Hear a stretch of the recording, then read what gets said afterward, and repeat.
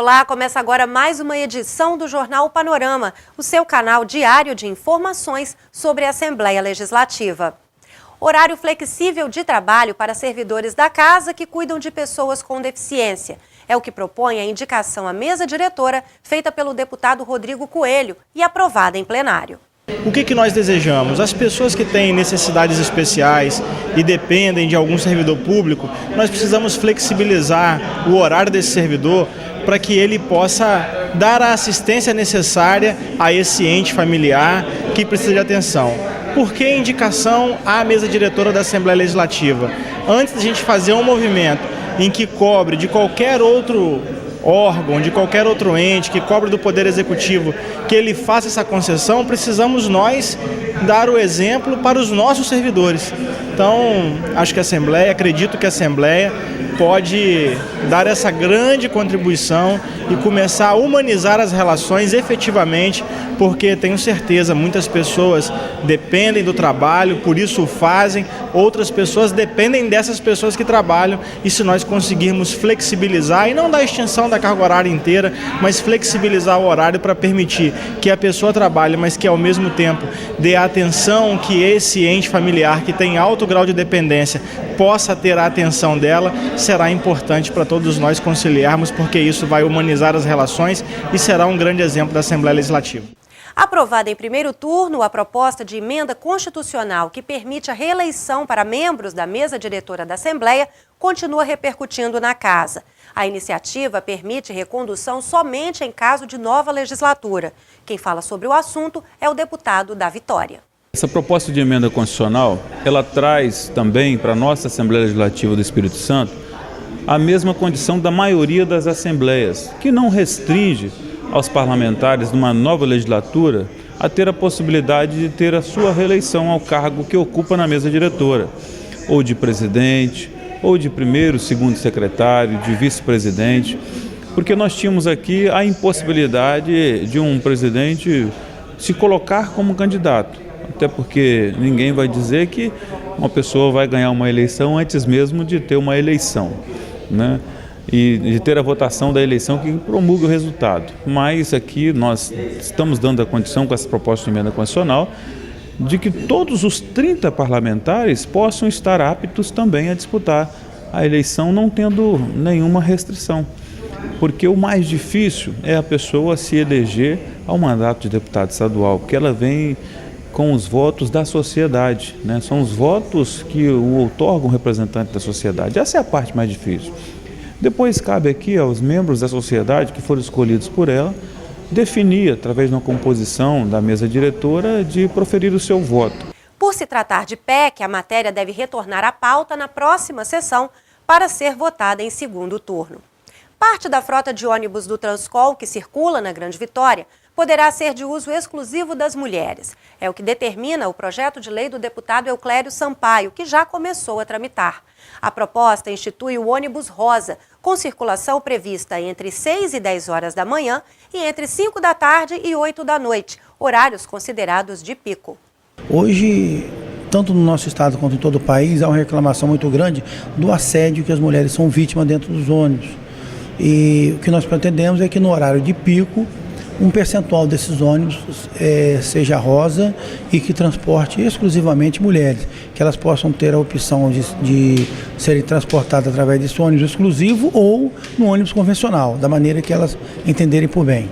E a nossa equipe foi às ruas saber o que pensa a população sobre os ônibus exclusivos para mulheres na Grande Vitória.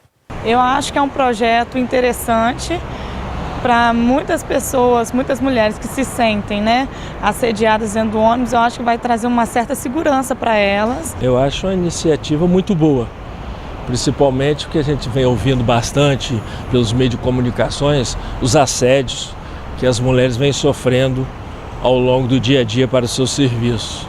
E isso aí seria uma questão que talvez viesse a minimizar esse problema. Respeito você não tem que adquirir com separações. Respeito você tem que adquirir com denúncias. Quando você separa alguma coisa de algo, é sinal que você não está conseguindo alcançar os seus objetivos. Eu acho que tem que educar a população para que conviva harmonicamente dentro do mesmo recinto. Não faz sentido ter um ônibus exclusivamente para mulher. Os homens se aproveitam, né, da situação, às vezes o ônibus está muito cheio, eles passam encostando na gente, já aconteceu comigo mesmo, então assim, é desconfortável pra gente. Então acho melhor, vai ser bem mais confortável pra gente, né, ter um ônibus exclusivo pra gente. Concordar eu concordo, mas eu acho que é impossível tal medida. A demanda fica descontrolada entre todos os passageiros. Eu acho que deveria fazer isso sim. Eu acho que todas as mulheres iam gostar.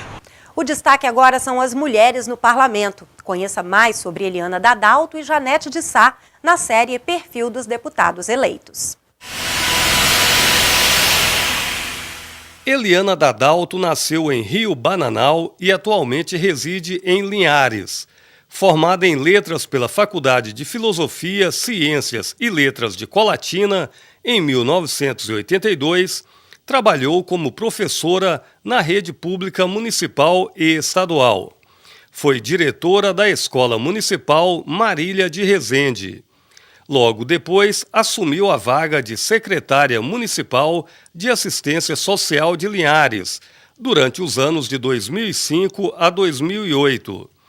Em 2009, Eliana Dadalto concorreu a uma vaga na Câmara Federal e obteve quase 16 mil votos. Em 2012, se tornou vice-prefeita de Linhares. Foi eleita ao cargo de deputada estadual com 12.345 votos pelo Partido Trabalhista Cristão, na coligação Espírito Santo Mais Forte. Nosso projeto, assim como eu falei para os nossos eleitores, nós vamos estar ouvindo as demandas de cada região. Então, eu não tenho projetos prontos, porque eu vou ouvir as demandas para depois elaborar projetos para nós trazermos aqui para esta casa. As comissões que queremos participar é Educação, Assistência Social, Cidadania e Políticas sobre Drogas. A nossa luta aqui na Assembleia vai ser para políticas sociais que aconteçam realmente. Infelizmente, né, pelo diagnóstico que eu fiz no meu município e na minha região, percebi que a educação não está do jeito que deveríamos, que o povo anseia. Nós não temos escolas de qualidade, escolas atrativas. E essa vai ser a nossa bandeira, que as nossas crianças, os nossos jovens permaneçam nas escolas. Precisamos também urgentemente de assistentes sociais e psicólogos nas escolas. É uma necessidade imediata, porque os nossos jovens estão sendo aliciados pelo tráfico por falta de políticas sociais. E é essa que vai ser a nossa bandeira. Em 2015, começa o 4º mandato de deputada estadual de Janete de Sá. Ela foi eleita com 21.999 votos pelo Partido da Mobilização Nacional, PMN, na coligação Frente Popular Capixaba. Natural de Cariacica, Janete de Sá se formou em enfermagem obstétrica pela Universidade Federal do Espírito Santo. Trabalhou na Companhia Vale do Rio Doce como técnica de recursos humanos e foi a presidente do Sindicato dos Ferroviários no Espírito Santo e Minas Gerais de 1996 a 2002. No fim do mandato sindical, foi eleita pela primeira vez ao cargo de deputada estadual. O combate às drogas e à violência familiar e doméstica, o fortalecimento da agricultura familiar e a defesa dos animais são as principais bandeiras da deputada. O meu mandato vai ser pautado em 5 prioridades fundamentais. A primeira delas, na questão do combate à violência familiar e doméstica contra as mulheres. É uma questão grave no nosso estado e que precisa a bancada do Batom se unir para estar implementando ações significativas no sentido de combater esse problema. A segunda questão é a proteção de nossos jovens perante a droga, que também é um flagelo que vem tomando conta da sociedade, que precisa de ações públicas contundentes. Uma outra questão importante é o fortalecimento da agricultura familiar, que é o forte de nossa economia no estado e precisa de ações políticas. Outra questão também que eu pretendo estar focando nesse mandato é nós estamos combatendo a a embriaguez e o uso de outras drogas na condução de um veículo no trânsito, que tem trazido muitas mortes, tem trazido muitas vítimas por conta dessa irresponsabilidade de muitos condutores, e também a defesa dos animais. Eu tenho interesse, primeiramente, em participar da formação da mesa diretora, né? Entre as primeiras posições da mesa diretora, porque acho importante, estou no 4º mandato e me sinto qualificada para poder estar exercendo esse trabalho que contribui para o andamento da casa, discutindo com as categorias organizadas, com segmentos da sociedade, para que a gente possa conduzir o nosso mandato em total sintonia com os desejos, os principais desejos da sociedade e das pessoas que mais precisam de ações, porque dessa maneira, com certeza, nós vamos estar melhorando a vida dos capixabas. O CETEBS, Centro de Educação Teológica Batista do Espírito Santo, completa 35 anos e recebe homenagem da Assembleia Legislativa. A solenidade foi idealizada pelo deputado Ismael Almeida.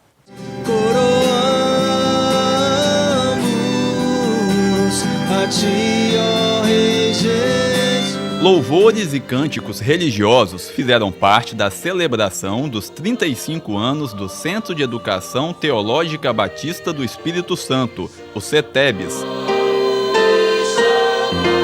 A sessão solene realizada pela Assembleia Legislativa foi idealizada pelo deputado Ismael Almeida. O parlamentar destacou a importância do trabalho prestado pelo centro. Nesse centro teológico são preparados homens, mulheres, jovens, adultos, forma essas pessoas para levar uma mensagem diferente, salvadora, levar a mensagem da palavra de Deus, da Bíblia Sagrada. Um dos fundadores do CETEBS lembrou como foi a construção deste sonho, que teve início em 1979 em Cachoeiro de Itapemirim, sul do estado. Há 35 anos, quando nós iniciamos a realização de um sonho que estava no coração de um pastor famoso aqui na nossa cidade, pastor Manuel de Farias. O sonho dele era ver homens de Deus trabalhando para a nossa sociedade, incrementando os princípios de vida moral, da vida cristã aqui em nossa cidade. E esse sonho foi concretizado com a fundação do seminário, e hoje em dia o seminário já tem formado centenas de pastores, de músicos, educadores cristãos que estão contribuindo de uma forma eficiente para que a nossa sociedade encontre os caminhos cristãos da vida, e assim nós possamos ver não apenas o progresso material, mas o progresso moral e espiritual do nosso Estado. Já o pastor Vanedson Ximenes, atual diretor do centro, explicou como é o funcionamento da entidade, que oferta cursos de teologia e música sacra. O CETEBS vem não apenas compartilhando experiências e conhecimentos, mas sobretudo trabalhando com vidas. O CETEBS ensina no curso de teologia, preparando pastores, ministros de música e educadores cristãos, que trabalham não apenas nas questões religiosas, mas pode traçar o caráter, a moralidade, a ética de um povo. Ao final da solenidade, foram entregues certificados e a comenda Loren Reno, concedida a personalidades que se destacam nas áreas educacional, parlamentar, industrial, empresarial e artística. Doronésio de Andrade, presidente da Convenção Batista do Espírito Santo, foi um dos homenageados. O pastor ressaltou a importância deste reconhecimento do poder público. É um marco nessa caminhada teológica de educação que muito nos ajuda a repensar os valores do Reino de Deus, e certamente hoje o CETEBS nos dá uma alegria muito grande pela sua postura, pela sua visão e pela sua dinâmica educacional na questão teológica. E chega ao fim o Jornal Panorama de hoje, mas continue acompanhando os trabalhos da casa pelo nosso site e as redes sociais. Obrigada pela companhia de sempre e até o nosso próximo encontro.